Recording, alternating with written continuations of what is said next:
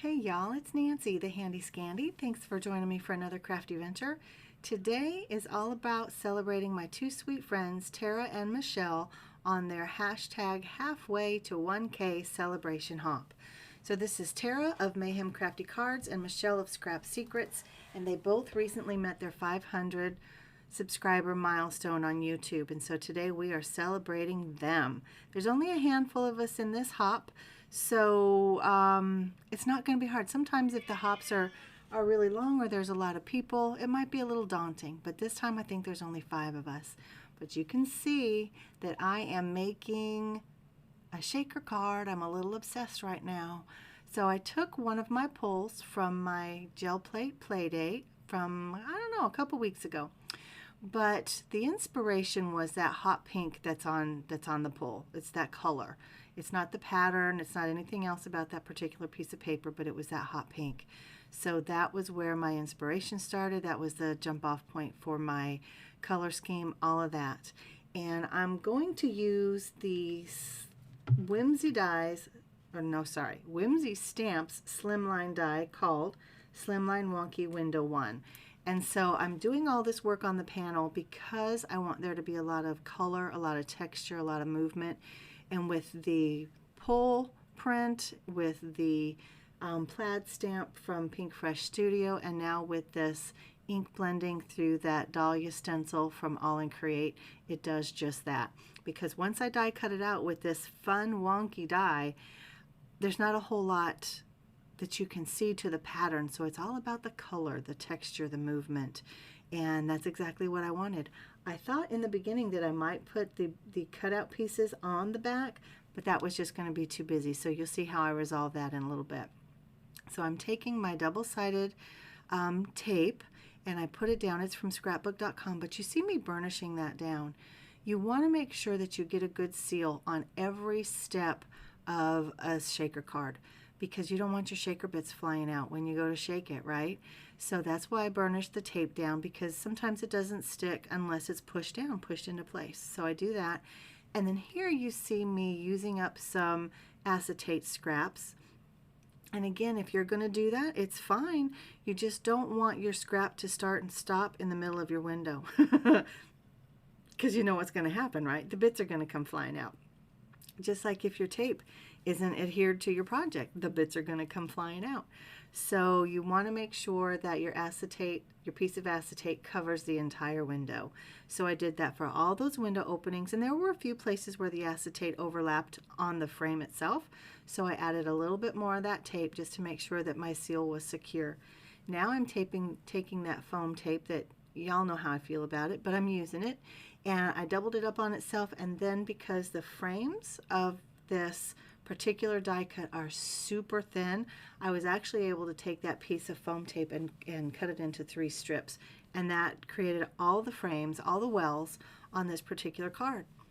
Now there you saw me taking out the excess embossing buddy powder, and you put the embossing buddy powder in there because it removes the excess stick from the sides of your tape that creates your shaker wells, because there's not much worse than to go through all the trouble of making a shaker card, get it sealed, flip it over, shake it, and everything sticks to the side. So that embossing powder and then brushing the excess out of the wells is an important step that you really don't want to skip. So here you see me putting in my shaker bits into the wells, and I'm actually finishing up some packages, guys. I'm so excited. When you get these packets, it's like, wow, there's not a lot there, but there's so much there. And I finish up 3 packets on this one card. Most of them came from a hop from the Handmade Happiness group more than a year ago. But the last one that I'm about to use, this one is called Grown Up Grape Juice. Yep. And it is from Doodle's Paper Playground, and Amber is the owner, and she curates these amazing blends. And this one, like I said, it's called Grown Up Grape Juice, and it has sweet little grapes in there, clusters of grapes, and other fantastic sequin bits in there. And it just took this over the top. So I have 4 different types of blends in there, and I finished up the clear one.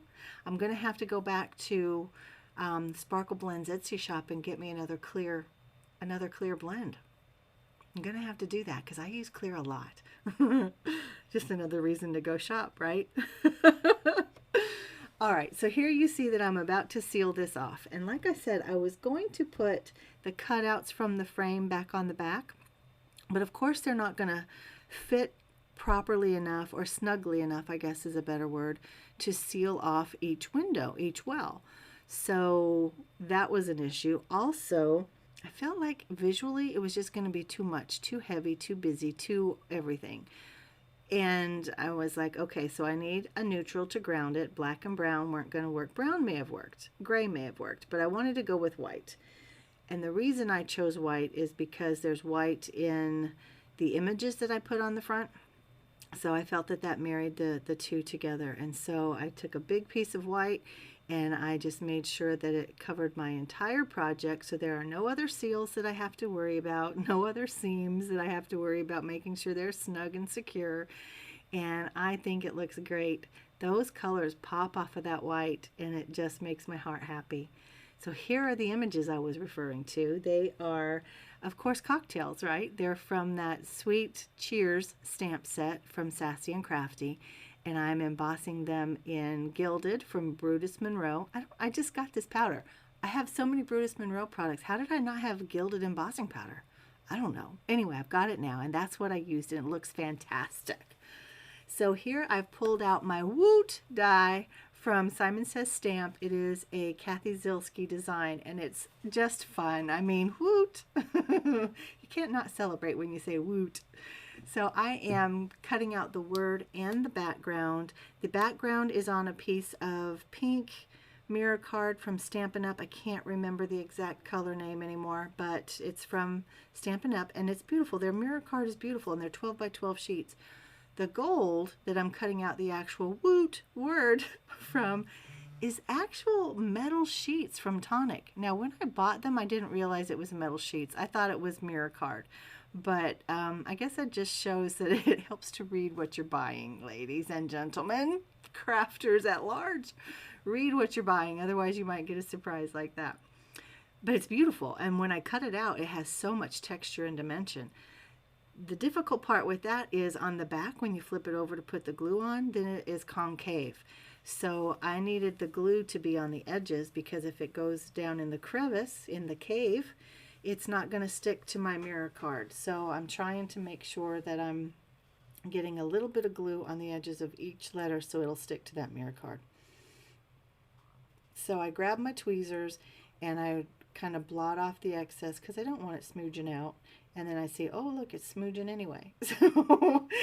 So I have to clean that off because, you know, mirror card is going to show that. So I get it laid down and it doesn't want to stick because, again, it's metal trying to be adhered to a mirror card. So it just takes a little working, a little shifting and shimmying, and I finally get it in place, and then I quick grab an acrylic block so I can scoot it over to the side and just let the two pieces of gosh, I started to say cardstock, but the metal's metal. I just let them adhere together. I just let them marry. So then I pull out my sweet little cocktail images and I decide, you know what, I'm just going to use the same Pink Fresh inks to paint in my images that I ink blended on the front. And I know I've got, I know I used Raspberry Bliss. I believe I used Soft Lilac, Lavender, and Regal Kiss as well. I don't think I used Candy Violet. I feel like I just used the 4 colors. But anyway, I'll watch the video more closely and see if I can't link the colors down below. But I might just link to Pink Fresh's inks because you're not going to go wrong with any of the inks that you buy. So those are just the ones that I happen to use in this project. And look how fun they are. Aren't they great? And they paint up so well, and they're just beautiful colors. And paired with that gold embossing powder, I just think it's elegant. And one of the steps that I left out because I forgot to hit record after I paused was I spray the images with some, what is it called? Sheer Shimmer Spritz from Imagine Crafts. So, you know, I love my Shimmering Bliss. You know I do. But I just wanted to give another project or product some love. So I pulled them out, and as soon as I get them cut out, that's where I decide to spray, and I forgot. I forgot to show you. But the sparkle is intense, and I think you can see that as we get closer to the end. I also forgot to show you fussy cutting.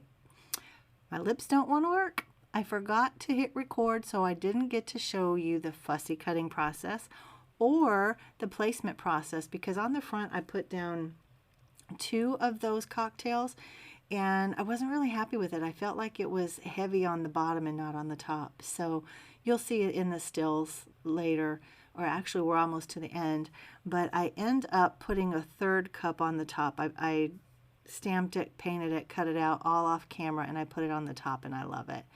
And so here it is, where it's just bottom heavy. I've got the 2 drinks, I've got the woot, and then there's nothing up at the top. And that probably would be fine, but it just felt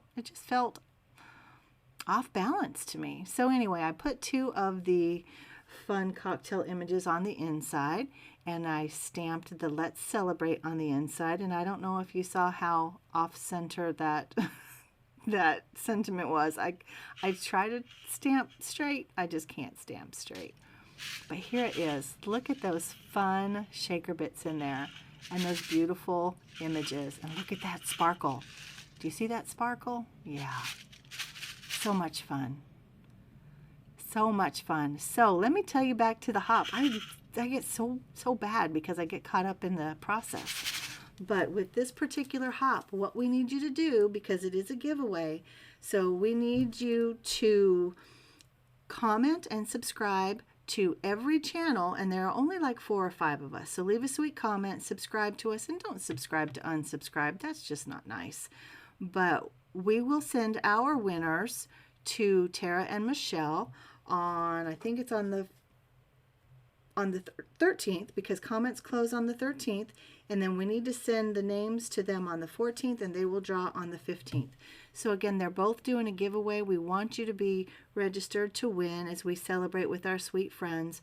So comment on each channel, and there's only a handful of us, and subscribe to each channel, but don't subscribe to unsubscribe, because it's just not nice. And we know you guys are nice, and you're fantastic. So thank you for hopping along, helping us celebrate my 2 friends. And this is Nancy, the Handy Scandy. We'll see you again real soon. Bye.